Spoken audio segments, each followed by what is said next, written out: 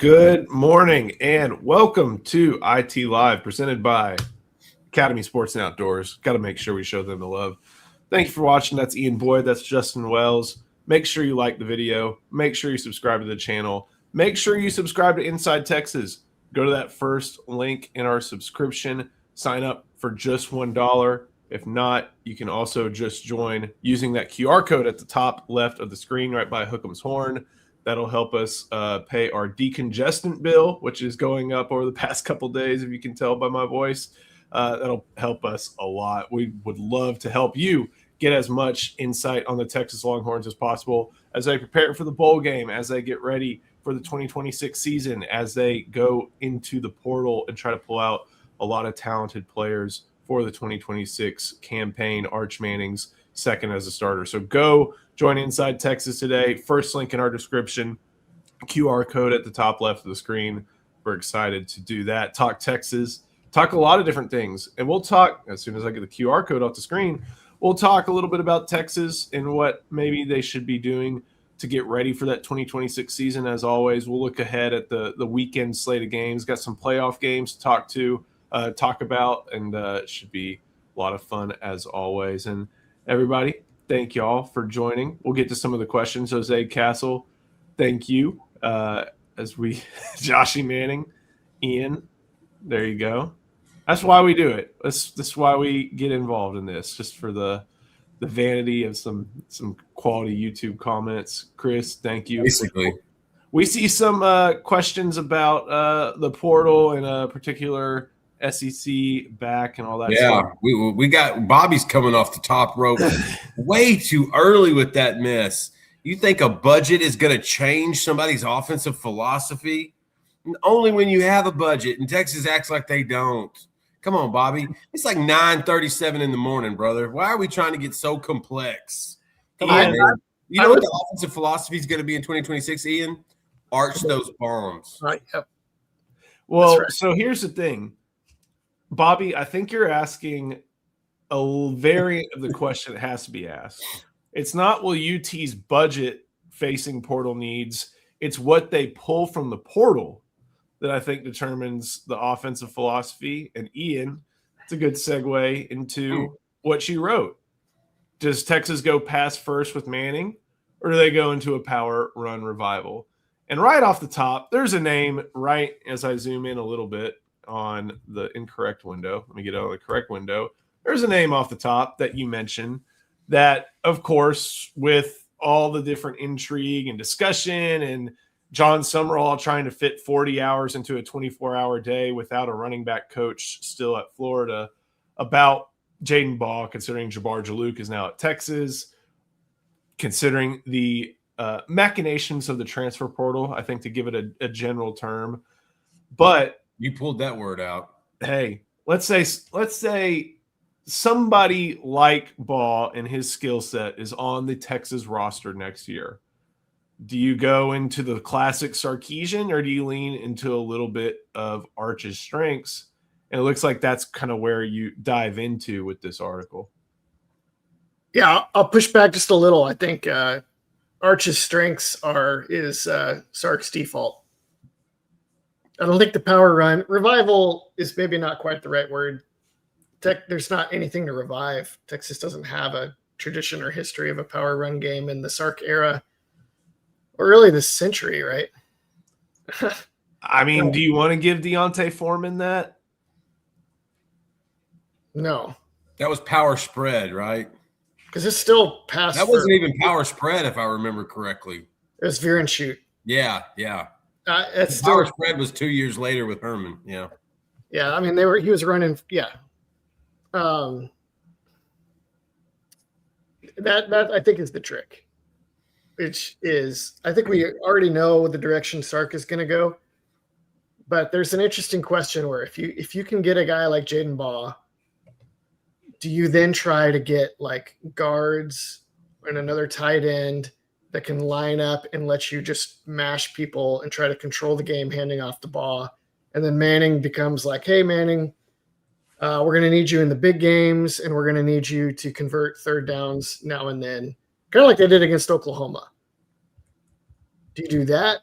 Or do you lean more into like Manning, we're going to unleash you and we're going to get Jaden Baugh or somebody like that, but he's just going to, you're going to set the table. It's like two divergent paths.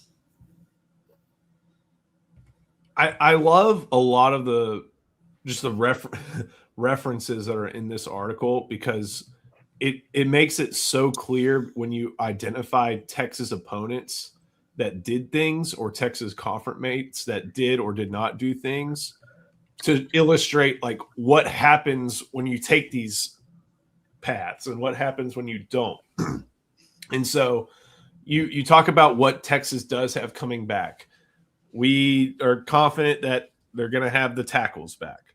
We feel good about Emmett Mosley, Ryan Wingo, Parker Livingston, Dalen McCutcheon, Arch Manning, like those guys coming back. And I just talked about a lot of your Space Force guys. So that's already a good start in the Ian Boyd meter. And we can tell that without some of those guys, things can fall apart. And you point out a certain team that had that happen. Yeah, LSU. So, yeah, you have to have good athletic offensive tackles. I think we saw this year that to throw the ball effectively, you need more than that. You need like the really good run game to keep teams honest, and or you need the interior offensive line that can hold up. Because we were just talking pre-show about how we wonder the extent to which Texas's interior linemen's PFF grades were deflated and the tackles grades were inflated by the fact that teams would just attack the middle of Texas's protections every big play. Because they're like, we can screw up these inside guys, and we can just get guys running free at Manning. Don't even bother with Gooseby and Baker. Maybe we could beat them, but what's the point when we can just fly by like the left guard or whatever, no matter who it is. So if you're not to skip ahead, but if you're going to lean into Manning, you need to choose guys on the inside that will not let people run at him in his face. And that's getting harder nowadays than it used to be because the blitzes are better. But you still need that foundation of guys on either edge that can keep an edge from just getting to your quarterback every snap. And if you have any doubts about how important that is, just watch what happened to LSU this year after they lost Will Campbell in the first round of the Patriots. And they just totally came apart. Garrett Nussmeier's like football career was ruined because you just have a guy coming off the blind side every other play. You're muted, Joe. Joe's muted. It wasn't just Campbell, it was both their tackles. You know, I forget where the other one was drafted, but they lost both. And that's, I mean, losing the number 4 overall pick is going to be tough. But losing the number 4 overall pick and then losing whoever was next, like that's debilitating, and it just didn't work out. And they lost Lance Hurd too, who was to Tennessee. Didn't want to wait behind those two guys, so he went off to Tennessee for a bag. Hey, that's what happens. Hopefully it was in a McDonald's bag. Justin, this is another key component. Quarterback to receiver relationship. Takes time for receivers to learn how to get open in a system. And Texas has had to go to the portal a lot with Steve Sarkisian, not only for talent, but also for numbers.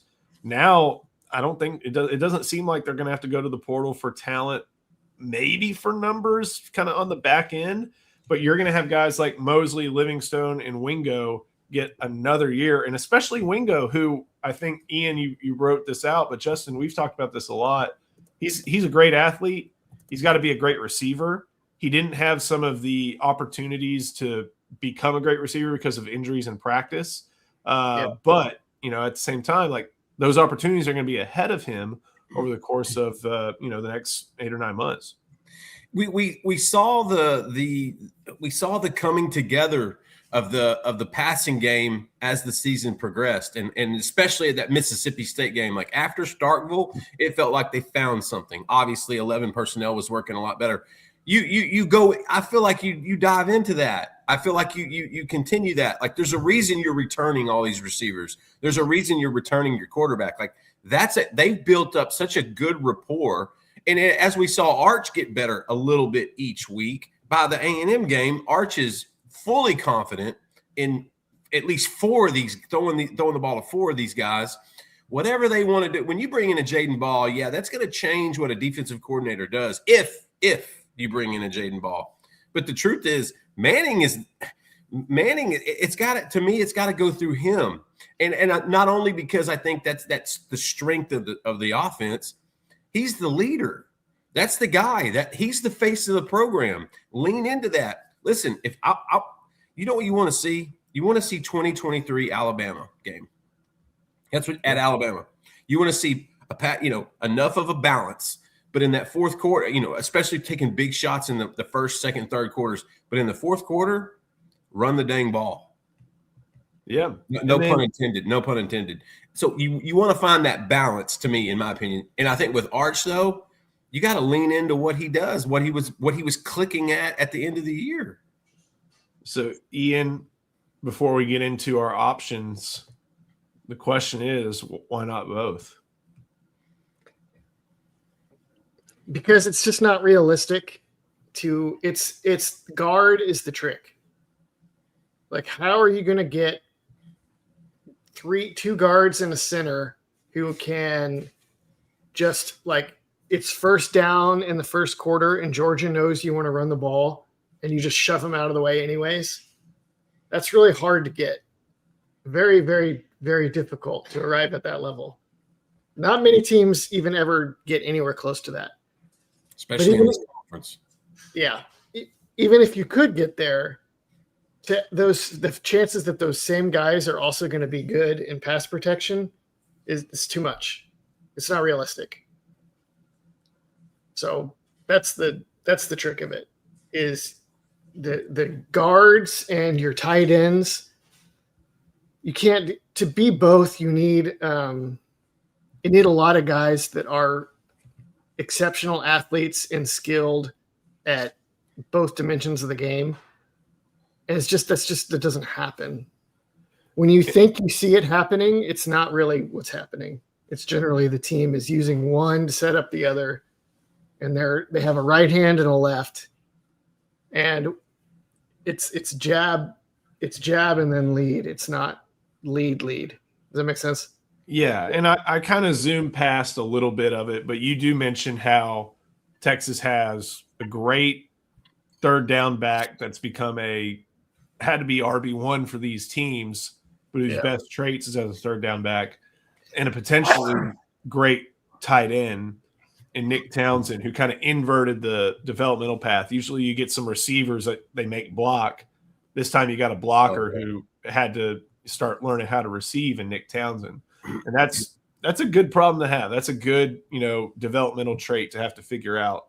But as you put down, one path would be to use the transfer portal to beef out the run game personnel and try to build the run downhill and throw it over the top offense we thought we might have seen with like Manning and healthy CJ Baxter, or double down on the passing game and ask the run game to play off the pass.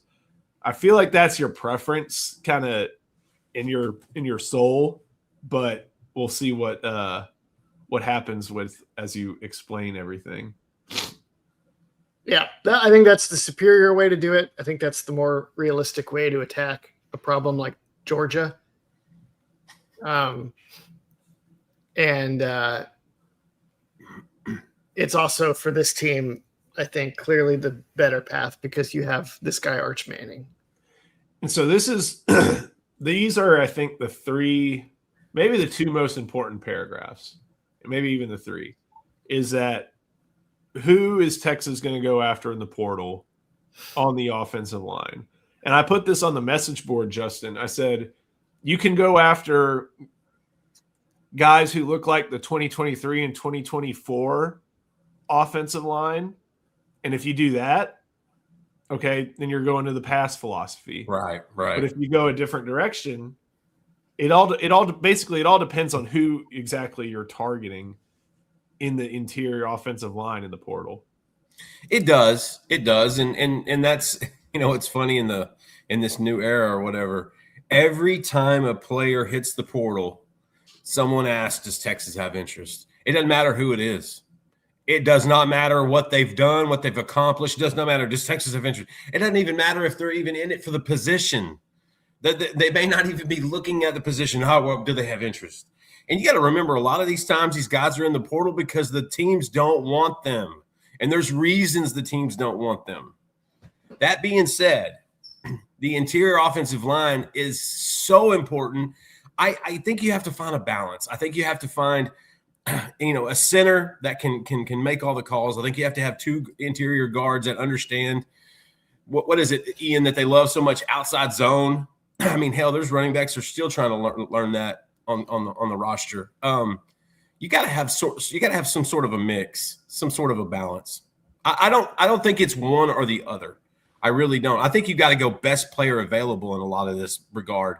Get a guy that can do both, because if you're trying to make it too targeted, man, you're going to be hunting for months to try to find the right mixture of those guys.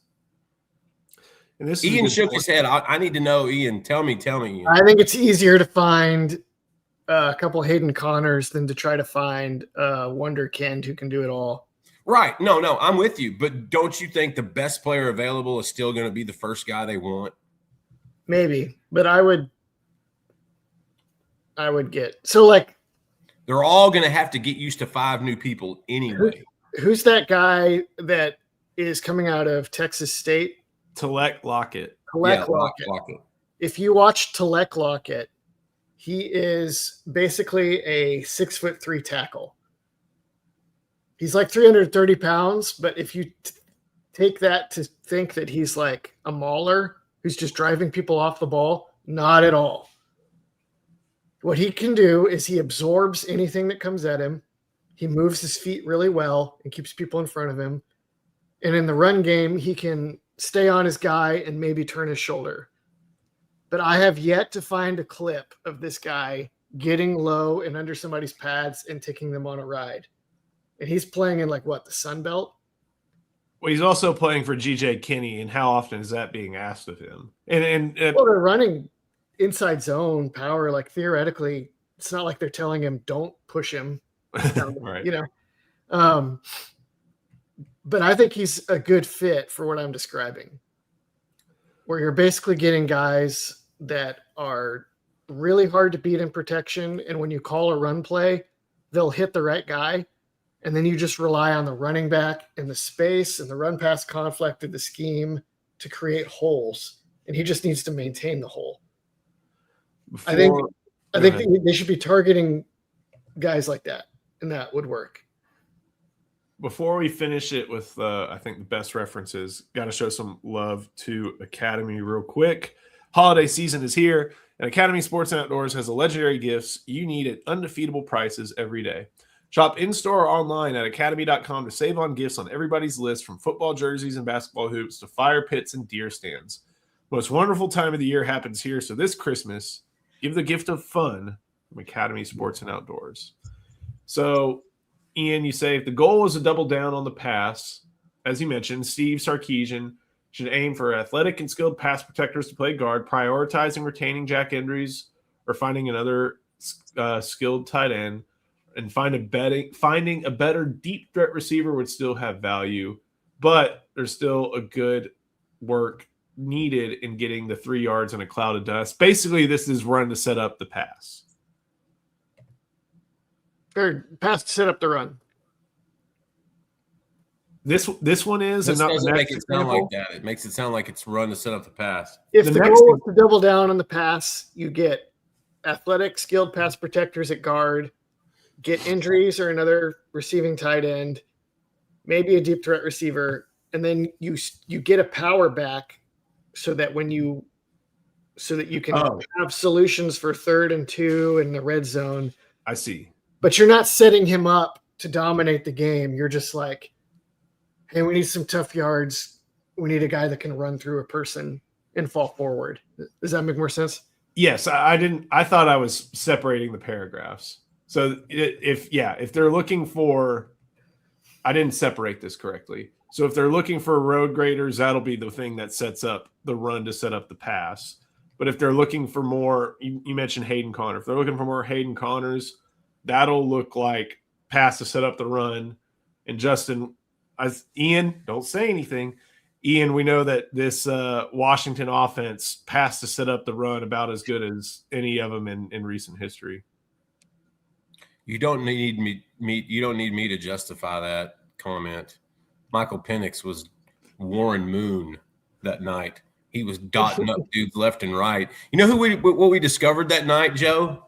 A kid named Jeremy Bernard. You remember that? Yeah. Everyone talked about Rome.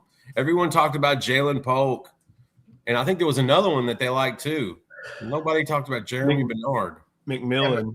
McMillan, that's it. McMillan. No one talked about Jeremy Bernard. Look what the dude's doing in Tuscaloosa. Dude, I have PTSD from that. Dude, if Michael Penix could just be just a small part of that in Atlanta, Bijan Robinson would go for $2,000 on the ground. But yeah, that was a long night. Ian, I don't want to hear it. He was putting it together that game. I don't care about the secondary. There were some dots. But we'll get into it later. Man. Yeah, like so they had but this is actually I've been thinking about this for the last couple of days with all the Jaden Baugh rumors. And that was kind of the genesis of this article. Is I was thinking, like, do they want Jaden Baugh when they're really probably not going to build the offense around him? And then what I landed on was yes. Yeah, I'm glad. Because Washington is a great example because Dylan Johnson is kind of a good facsimile for Baugh. I agree. And so you that's exactly the kind of guy you want when you're just throwing it and you're building a lead, throwing the ball, and you're chucking it down the field. And then you get to the point of the game where it's like, okay, we need to punch it into the red zone because our receiver got tackled at the 5, or we're up 21-7 and it's time to like start running clock or whatever. Then you want the runner. And because your offensive line and maybe your tight ends are geared more towards protection and route running than they are smashing people, it becomes all the more essential that you have a big, thick power back who can run through people and who can reliably find the hole and pick up at least a couple yards every time you give it to him. And so Dylan Johnson did that for Washington. Look at that, 16 rushing touchdowns on a team that threw the ball that much. He was pretty much the only running back they had. And that's all they needed. Well, and then he got hurt at the end of the game and they almost blew the game to Texas and kind of ran out of steam against Michigan. But yeah, that's what you want. It's exactly Ian, what do you think Baugh is a volume guy where he needs more and more carries as the game goes on for his game to get better? Or do you think he can do exactly what you're talking? Kind of, hey, every other play, every other 3 or 4 downs, hey, we need a couple hard yards. Well, Johnson got all the way up to 233 carries. Part of the reason was they didn't have anybody else. Right. But I guess what? They would get big leads against a lot of that competition that year, and that they would lean on the run late. Also true. Texas also doesn't have anybody else to give the ball to. So it should be pretty easy to get him to 200 or 15 a night or whatever, 15 wouldn't be that. I think that's manageable in the modern era for a running back. I mean, especially if that's not the feature. If you're, as odd as it sounds, Dylan Johnson probably was surprising defenses a good amount when he was running the ball. And that can probably save you a few hits from the big boys. Maybe you get a safety coming downhill, and that happens, but still 190 instead of 300. So, and especially falling on top of you. But yeah, go ahead. CGAT notes that Washington OL won the Joe Moore Award. That was because they were awesome in pass protection. Yeah, they had like huge, tall. They had some, let's call them Hayden Connor plus guys at guard. Yeah, there were not guys that there wasn't like. There weren't a bunch of draft picks on that line. It wasn't like Stanford dudes that Harbaugh was cranking out or Michigan type dudes. They were like big, absorbent pass protectors. Yeah. Absorbent pass protectors.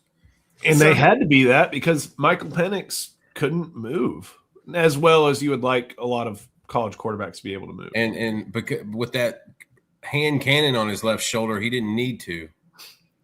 That one of the big things in that game was like, we have to get better at edge. Yes. They Oh, had yes. Fautino. Both of their tackles went to the NFL. Yes, they did. One of them was drafted relatively high. Yeah. Yeah, and they erased the Texas pass rush. Erased.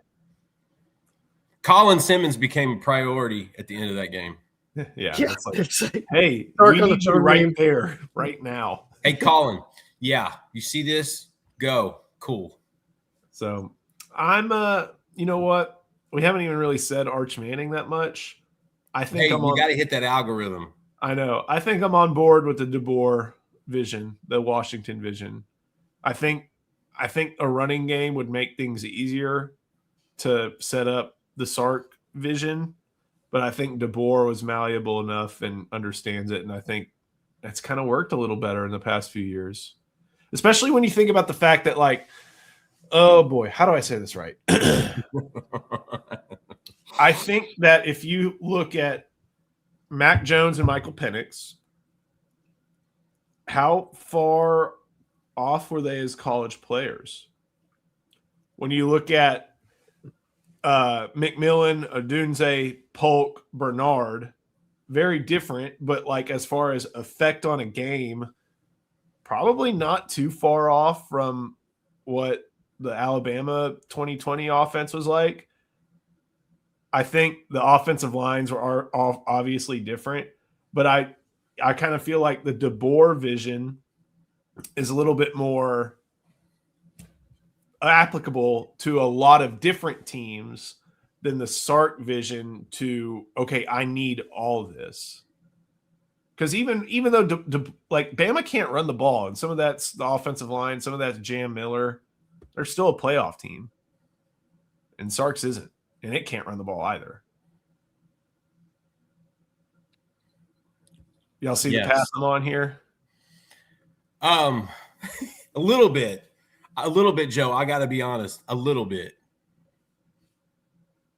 It's easier. It's the better path for Texas. Is that where you're going? Yes. This is a more plausible path. We just got news dropped on us, Ian. So that's why Joe and I are kind of trying to operate at this. I saw it. I think you sent it to me when you should have sent it to. No. I sent it to you too because we're on the show together. But no, anybody that's watching the show is going to see some news at Inside Texas pretty quick. Yeah, everybody stay tuned. Pursuant to the current conversation. Bring it back, Joe. Bring it back. What am I thinking of? I don't know. Playoffs. Playoffs. We have hit the offense 100 for an hour. Let's go playoffs. Wait. Quentin says Boz in the portal. I don't think the portal's not open till January 2nd, guys. Yeah, nobody's no one is in the transfer portal. We have people that have declared intentions to be in the transfer portal. That's it. And guess what? You know what they can do? They can change their mind before January 2nd. Agents are going to use the portal in some cases to extract more out of the program for their player. Here's another one real quick on this topic before we move on to college or high school playoffs. Roaster asks, Florida tight end, ? Nick Townsend. That would be, you would get, I'm not sure which of their guys still have eligibility left, but both of Florida's tight ends are the like, let's build a power run game kind of guys. And I would not go that route. Like I just explained, I would say we're going to play Townsend. We're going to get maybe Washington or somebody like that. And we're going to throw to the tight ends. And the run is going to be the changeup. The fastball is the passing game. I'm glad with Sanders. I think this is a good way to end this part of the conversation. We got Vance. I'm going to give you a call. I know you've been watching Michigan. I know you've been watching Texas, so we'll have to do that again. Vance, man. Texas needs to find a big-time back. 3rd and 2, can we fall forward for 2 yards? Texas is missing this. Yes. 2 years ago, Texas would have beaten UW if Texas sticks to the run. They Well, we would have fumbled. stuck. They would have stuck to the run had they not fumbled. But yeah, that's kind of all in the same category. So Justin had to hop off working on something real quick.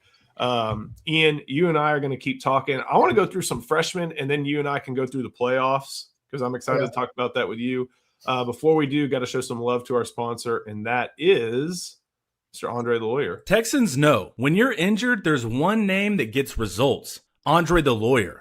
Trust the team that has secured millions for their clients and helped thousands of Texans win their injury cases. Car wrecks, slip and falls, 18-wheeler accidents, on-the-job injuries, wrongful deaths. Don't let the insurance companies tell you what your claim is worth. Andre the Lawyer will fight for you. His principal office is in Dallas, but they serve Texans throughout the state. So don't wait. Call 214-444-8808. That's 214-444-8808. Contact info is in the description. Before we go, I want to go through some of the freshmen, but this is a good one. Who do you think is going to win some of the high school state title games? OU, Bama, the UNA-M. We're going to go through playoffs at the end. High school state championships. Hey, I'm not going to talk down to 1A and 2A football because I had a lot of fun watching Hamilton win the high school stuff last night. But Ian, you'll never guess. Duncanville and North Shore are playing in for the state title. I'm going to go through some of the other ones. I know Yoakum has made it back, I think, at the 3A level. There are a lot of great matchups. I think who are some of the ones that you're tracking, at least as far as just general who are you tracking? Sorry, I got to cough this one out. Sometimes I watch the lower levels. Those are pretty fun, but I don't really follow them very well up until the championships.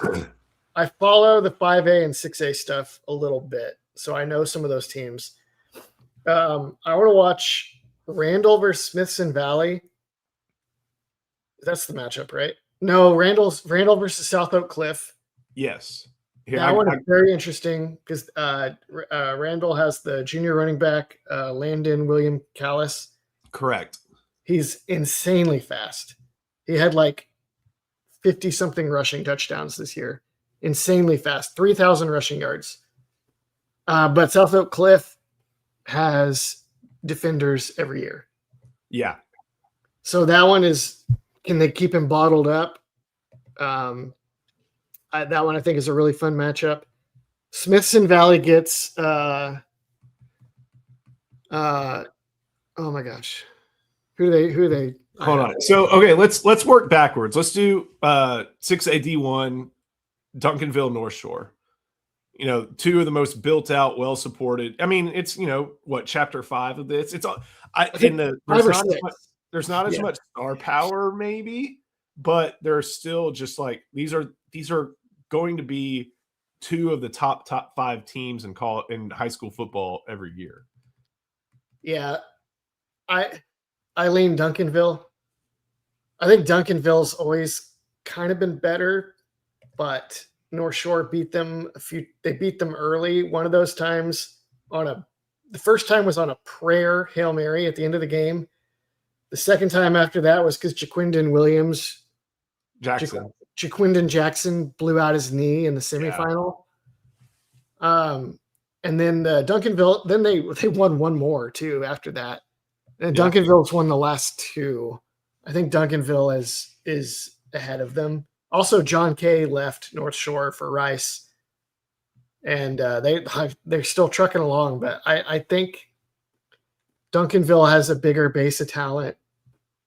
They're bigger in the trenches, and I think that they have the edge in that series now. So I would lean in that direction. The other one is the other 6A game is DeSoto versus CE King. CE King's from Northeast Houston. They have he's either a freshman or a sophomore who runs a 10-1, and kind of like Landon Williams Callis, like there's your offense. But DeSoto is also DeSoto. And I was reading this the other day. I think DeSoto only has 5A numbers as far as enrollment, and yet they're killing it and going all the way to 6A D2 state finals back to back to back, I think. They have 6A numbers where it counts, I would say. Yes. Yes. In the football facility. In the football, yeah. DeSoto is very impressive to me. I watched their game. I wrote about it on americaswargame.substack.com. They beat a South Lake Carroll team that everybody thought was like a shoo-in to win it all. Apparently, South Lake Carroll lost like both of their defensive ends this year to injury, and that just crippled them. But they still have like this unbelievable offense. They have like an Ohio State receiver, a Michigan right tackle. DeSoto is awesome. DeSoto versus CE King is basically just a slightly smaller Duncanville versus North Shore. It's like same sorts of communities from the same cities, same areas. And the Metroplex has been head of Houston this decade, I would say. Aside from the Smithson Valley game, who's repping San Antonio, it's a lot of Houston versus Dallas in the state finals. Frisco Lone Star and Smithson Valley, 5AD1. Smithson Valley's just always been a well-supported program. Frisco Lone Star, obviously growing.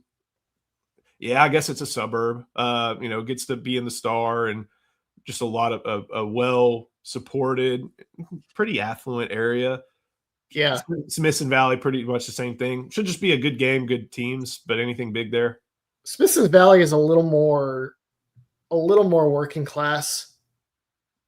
It's North San Antonio, correct? A little more blue collar than Frisco, I think. It's also Comal County, so it's not strictly San Antonio. It's really more like Southern Hill Country than it is San Antonio. I like Smithson Valley a lot. Their uniforms are like blue Alabama, which is really cool. But Frisco's got this quarterback, Trey Wright, who threw for like 470 yards in the semifinal and ran for 100. He's like one of these 5'11", lightning quick, but he can throw it. I think that's too much. Smithson Valley will zero in on whatever you do well and shut it down. But when you have a two-pronged threat like that, it's too much. So I think Frisco is going to take it. You talked a little bit about South Oak Cliff and Richmond Randall.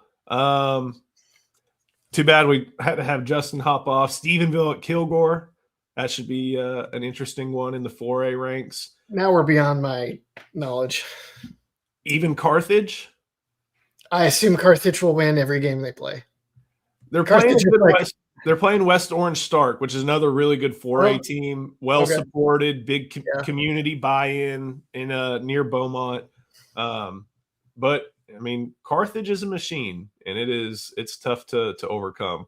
We will get also a good helmet in today's games. I think we got Grandview and Yoakum. Grandview, you know what they are? No. The Zebras. Okay. So they'll basically have a black and white Cincinnati Bengals, and then Yoakum. I have been to multiple Yoakum football games, and I think it's still a former Texas defensive lineman coaching them. So it should be fun. And then Wall and Newton, I think that's two East Texas teams.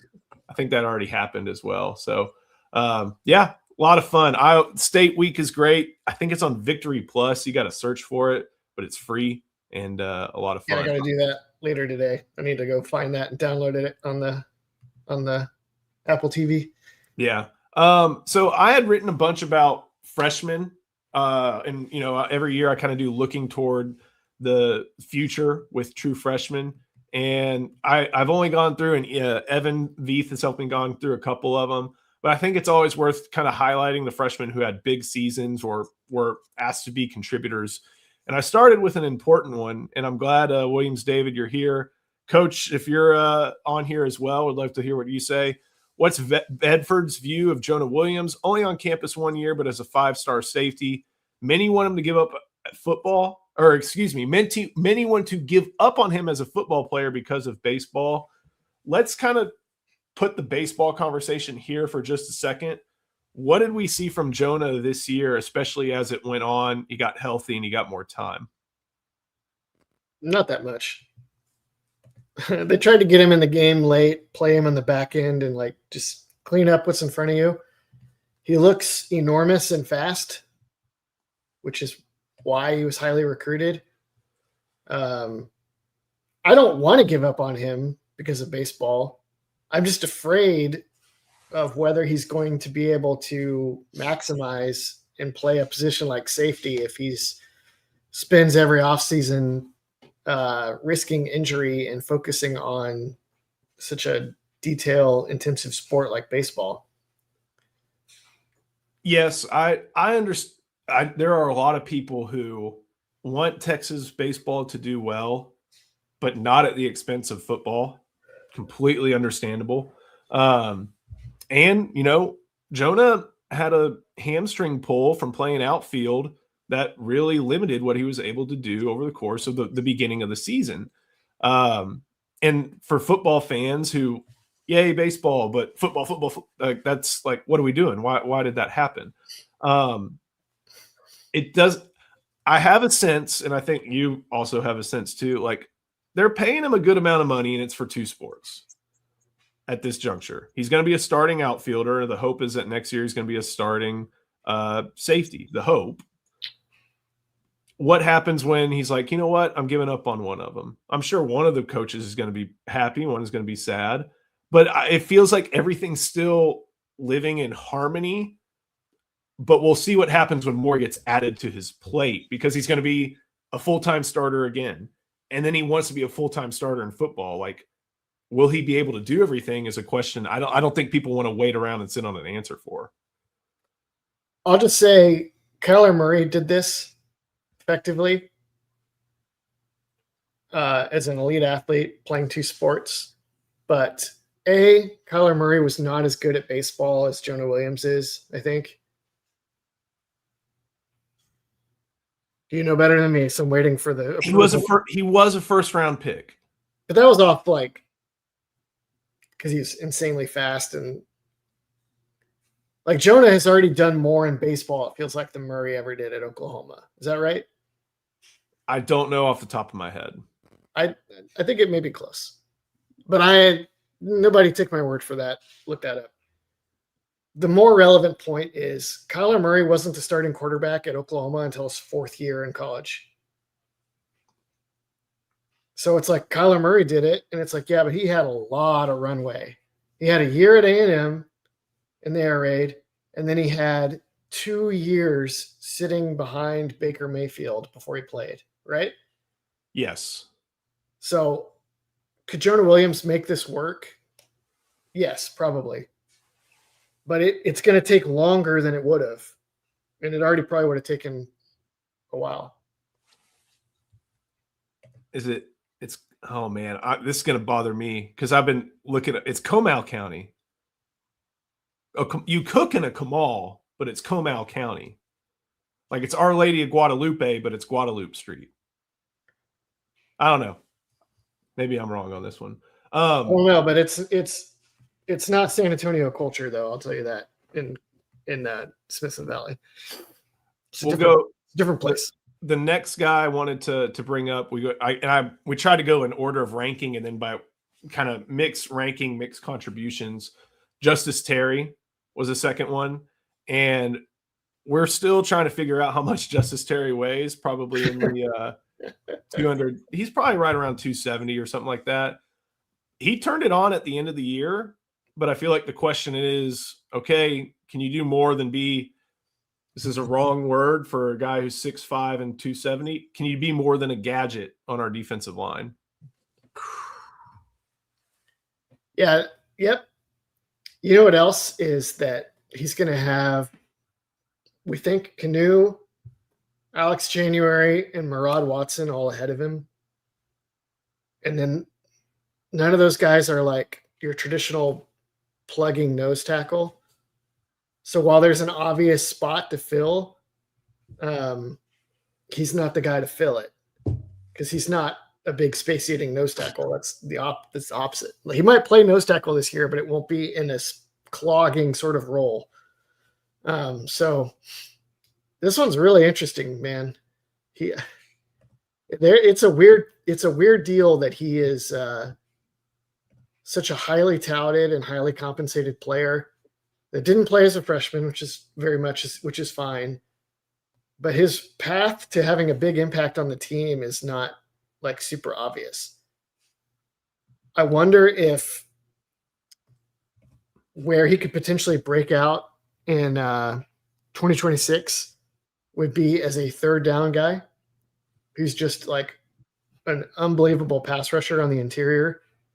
And then, I mean, if he's like freshman Colin Simmons as a sophomore, then I think we'll all say like, this was worth it. This was a great addition, even though that's still not like a first, second, third down kind of player. No, What do I you get think? that. We do have to talk a little bit about another true freshman. This is what Justin hopped off to take care of. Ricky Stewart expected to hit the transfer portal. Running back Tyler Chapel Hill played what I like to call the win the game position at Chapel Hill. They also had another player, I think, who went to Baylor. They had two guys play the win the game position. Didn't make an appearance in 2025. I think he battled some injury. I think there were some things in Tyler that took a lot of his attention. You know what? It's a loss on the roster. You're not losing any production, Ian, and you're also not really losing much as far as this was a ball of clay at the running back position and a great athlete, but unfortunately, and I see some of the comments like he's been gone for months. It's like when things get formalized, it's not formal until it's formalized, and it started. He was a speed guy, right? Between him and James Simon, I would say yes. James Simon's still fast, but yeah, he was like, this is an athlete that they just hand the ball to in 4A football. Yeah.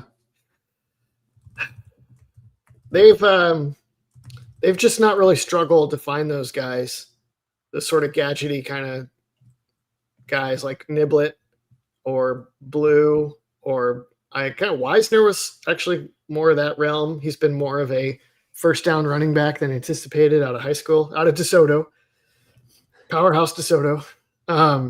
So definitely a loss, but he's had, as people are noting in the comment, Keelan Robinson's another. He's had very little impact at Texas, and it just seems like the kind of position where they find these kind of guys grow on trees in Texas.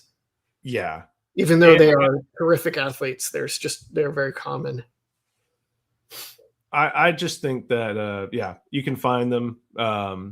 You wish it would have worked out a little bit better. I think Justin in his article noted that like Stewart is someone who committed to play for Tashard Choice. Choice leaves, things change. That's life is college football. So that's one running back. And like you mentioned, Ryan Niblet, that's going to be kind of the role they want him to play next year again. He's coming back next year. I think there was some weird social media confusion. He's not leaving. He's coming back. So that should be a lot of fun. So we just hit on Justice Terry. Who did I talk about next as far as? We should maybe get another guy like that, though, because this class, Derek Cooper could maybe be that. But I think Derek Cooper is considered to be more of a normal running back. But he is an athlete. He's got the build for it. They're going to turn him into a real running back. He's got to get there. There's still some time. Like they're going to give him carries, but he might be what Ricky Stewart. He might default to what Ricky Stewart would have been, even if he's not like what they're trying to get Jaden Ball to come do. He's still got 15 pounds reported on it. So yeah. Hold on. I've got alerts on for a lot of different people. And I've seen somebody else in our market report stuff about Jaden Baugh, but I'm trying to see if it's actually popping up because we can put everything else on hold for a little bit if that's what we need to talk about. Because that would be well, you do that. Justin at Wales asks about Michael Terry, third of that name at running back. I've been skeptical of this. Been in wait and see mode on this. And Eric reported the other day that we should expect to see some Michael Terry at running back against Michigan in the bowl game. So the bowl game is the new spring game, in my opinion. This is like an exhibition and a chance to see what a bunch of young guys look like because you're not going to get to see it in the spring since they don't televise spring games anymore. I bet that changes, though. I hope so. Yeah, there's no spring portal to have to hide against. Oh, yeah. That's a great point. But in any event, this is even better than a spring game to the extent that we get any meaningful number of snaps to watch. So we'll see what Terry looks like against Michigan, and then we'll go from there. He's an interesting football player. I wonder how heavy he is because linebacker's looking pretty thin now too. Yeah. Again, he played the go win the game position. Or all the different for Alamo Heights. And he also but he is a little bit more natural at running back than I think people want to give him for because they played him at running back.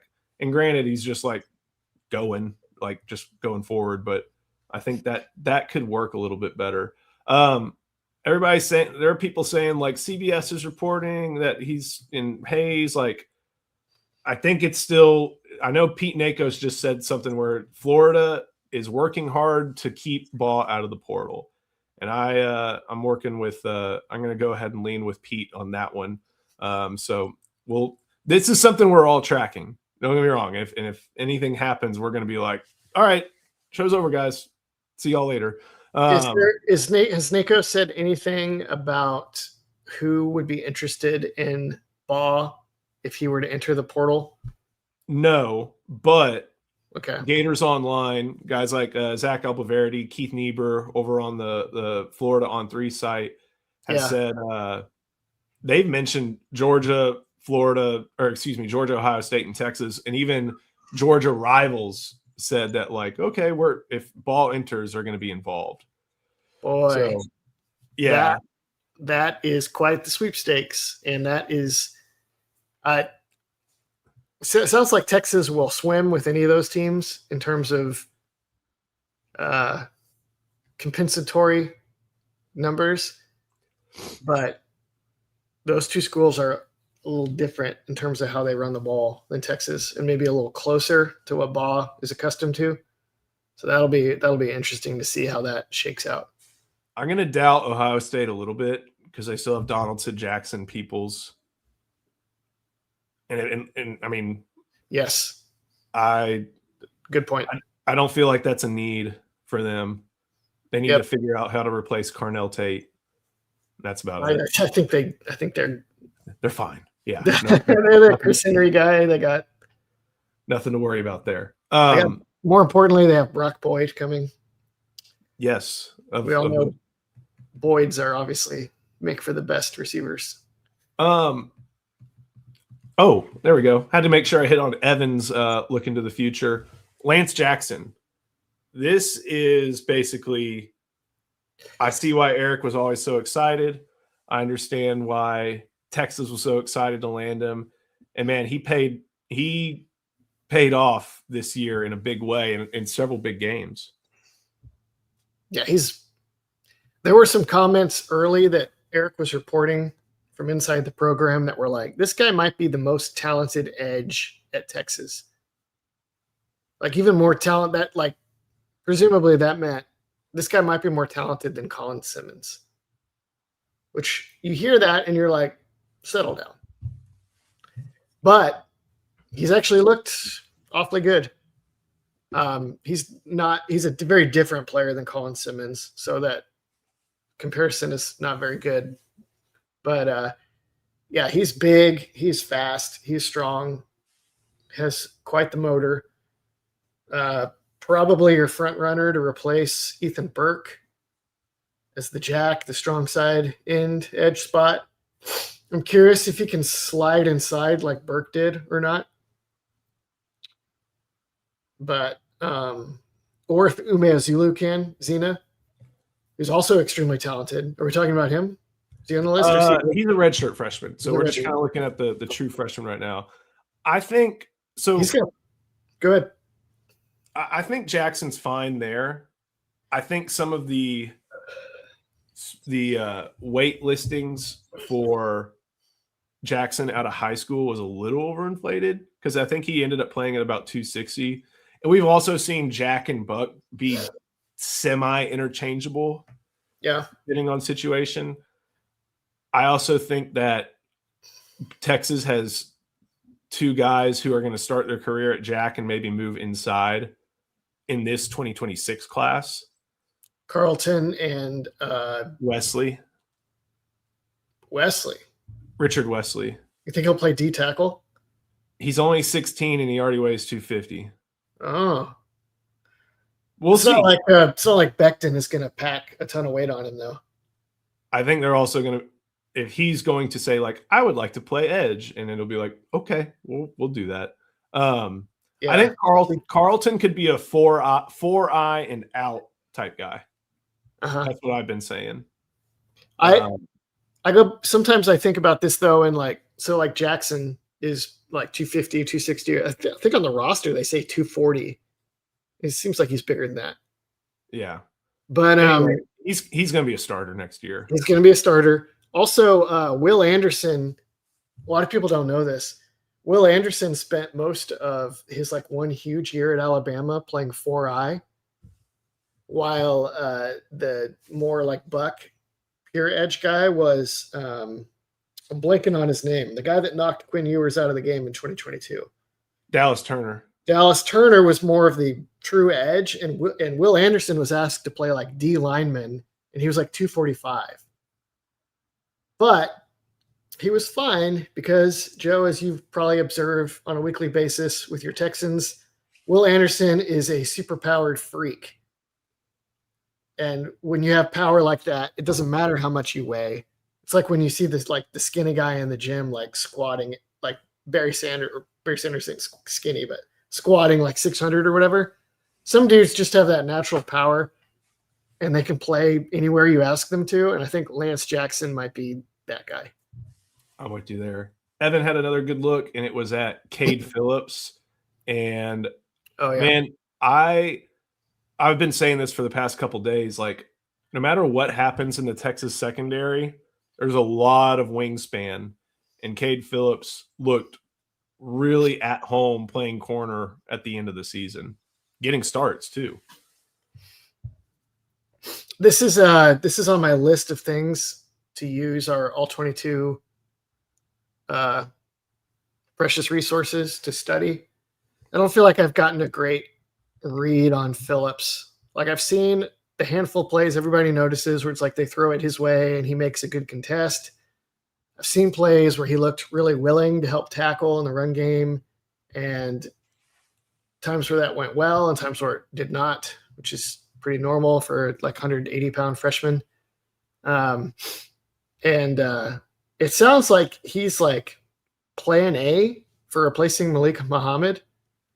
It's either him or Grayson Littleton. Sounds like are two of the guys they like the most for that. I'm really curious to get a better look at it, but I don't feel like I have a great sense of him as a player other than he's tall and he's fast and he's skilled and he was really well regarded.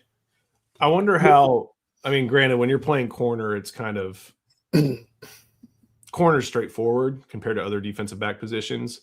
But I wonder how much they asked him to do. Like, are we doing 3? Are we doing 4? Are we doing man? Like that type of thing when he was on the field.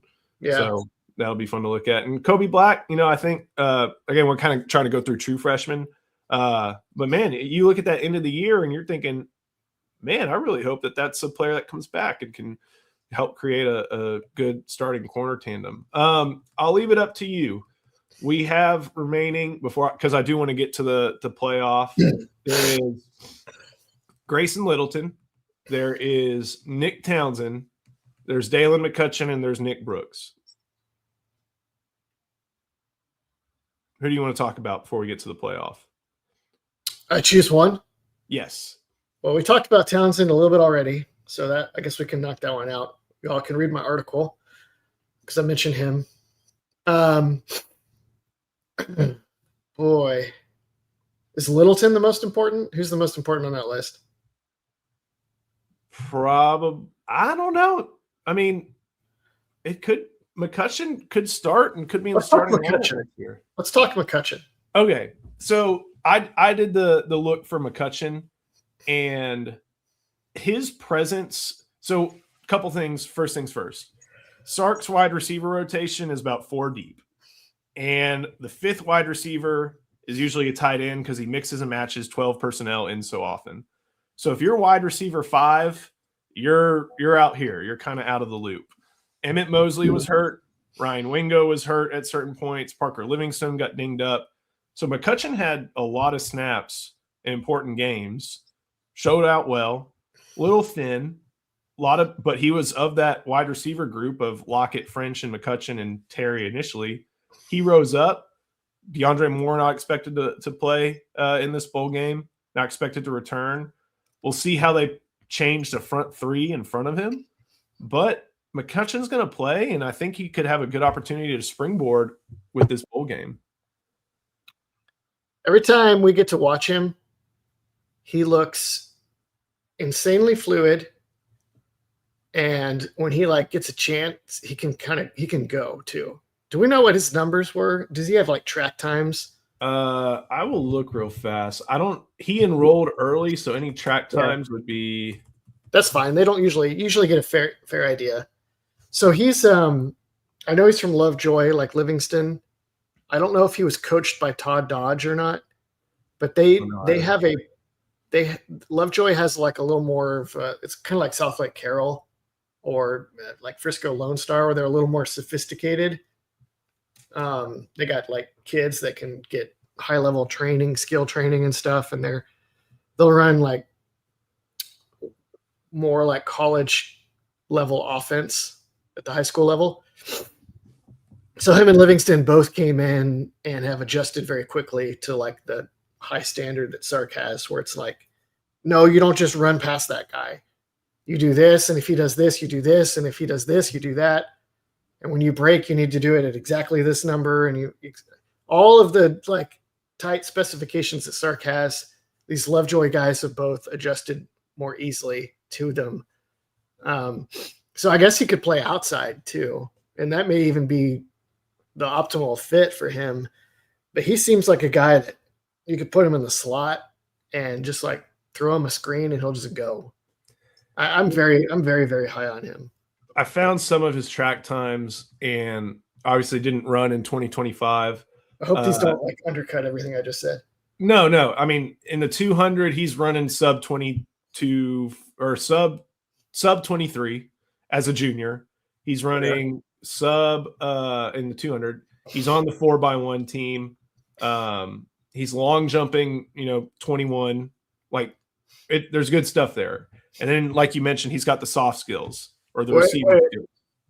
What's the best 100-meter time? The best 100-meter time is 11.5 when he was a sophomore. Oh.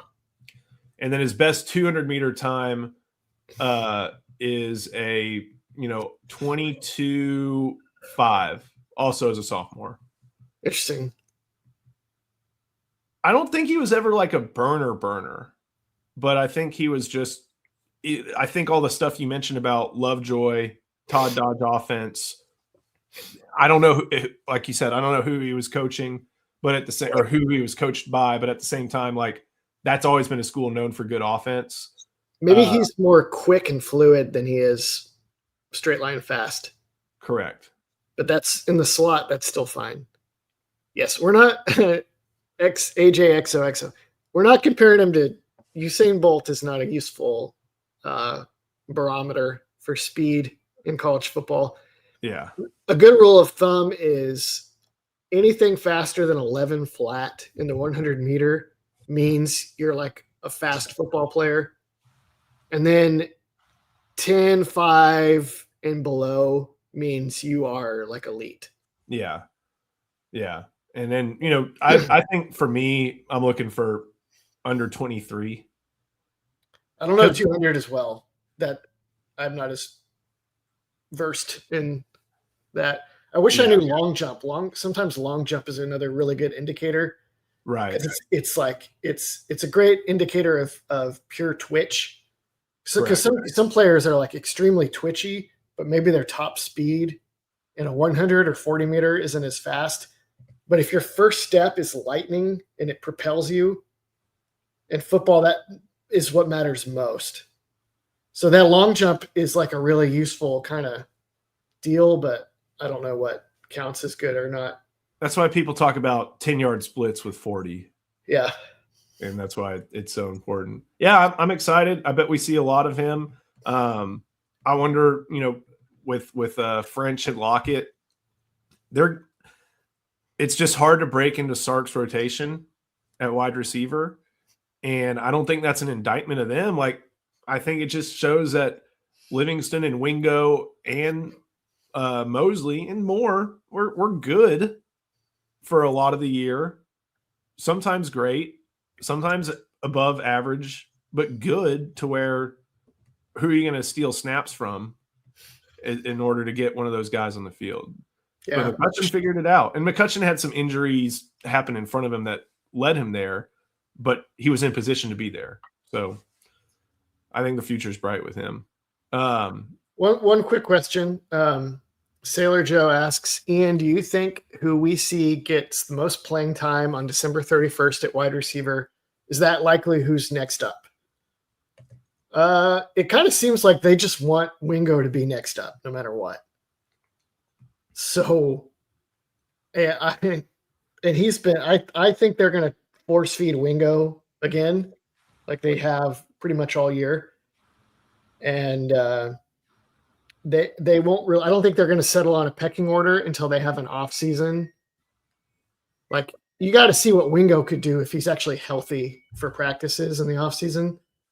And then if he's like either not healthy or it's still not totally coming together, then at that point, I think you would see the pecking order potentially shift towards Livingston or Mosley or maybe McCutcheon or maybe portal player behind door number 3. Right. Farming's done. Did they hear that? Yeah, I can hear it too. All right. Let's go through the playoff games real fast because this is going to be our opportunity to talk about them. And I got to zoom in a lot.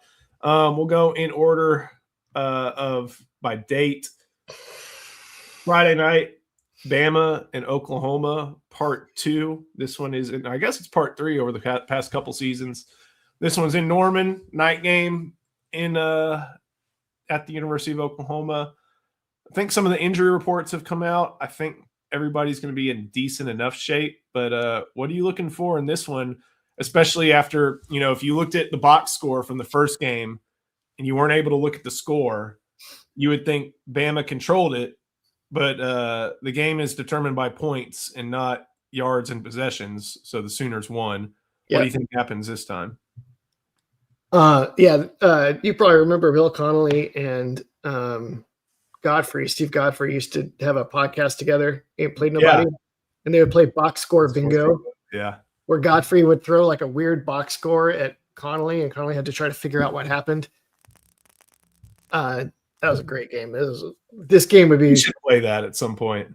This game, it's not a bad idea. This is the classic, especially if we did like weird Texas games from the past.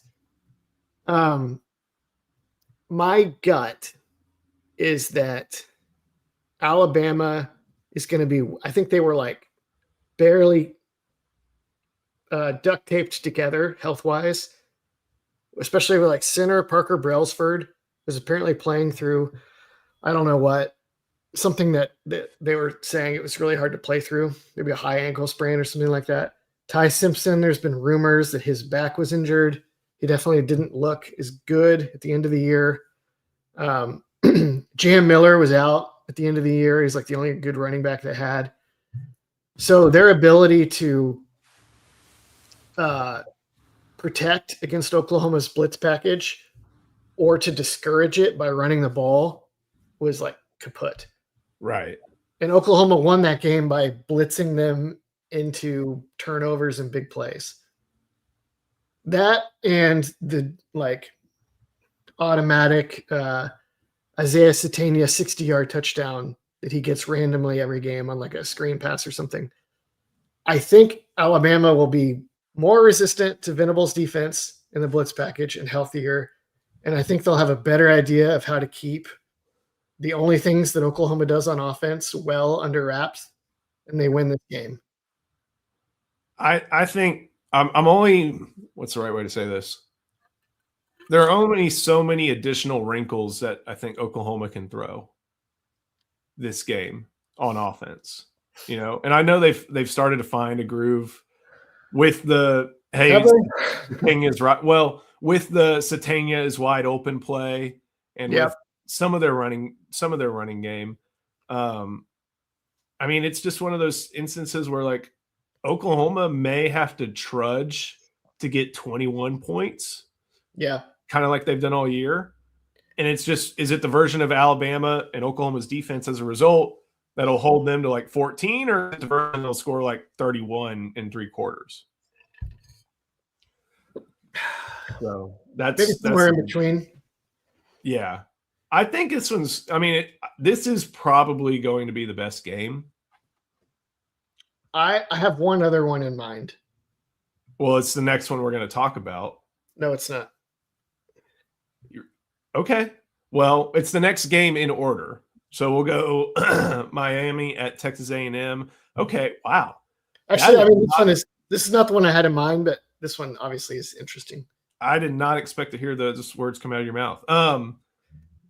11 a.m. kickoff, Texas A&M. They're going to be crazy. Doesn't matter what time it is. The trench battle is going to be art in this game. But I'm curious, where do you think the advantages for each team may be? I think Miami can follow the script for stopping A&M's offense and Marcel One-Reed exploiting him. They have really good defensive ends, does Miami. And their whole defense was miles better this year.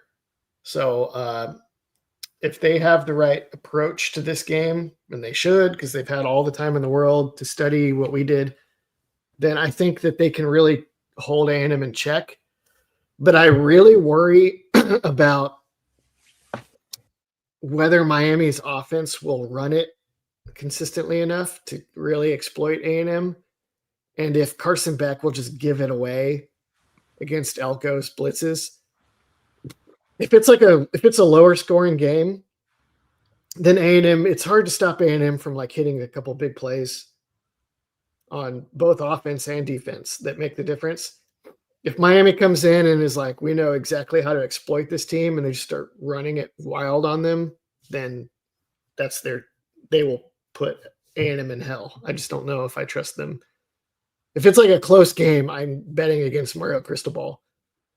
If they get it all right, then they could dominate. Of all these first round teams, it looks like, I mean, Miami is the only one without major turnover in the coaching staff, right?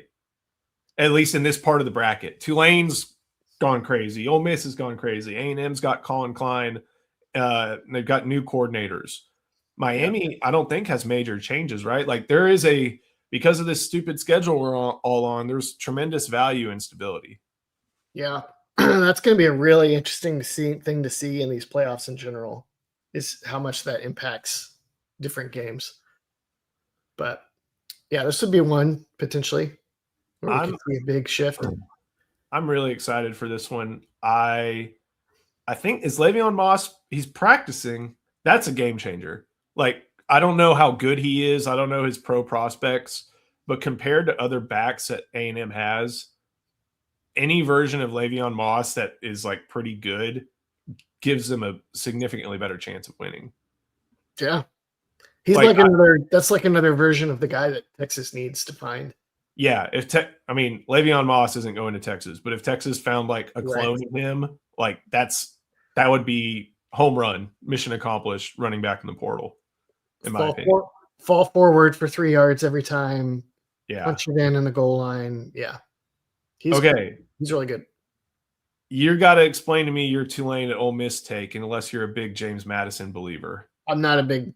I think Oregon is too big in the trenches and too fast on the perimeter, and it's prohibitive. I just think JMU is too far physically outclassed to catch them.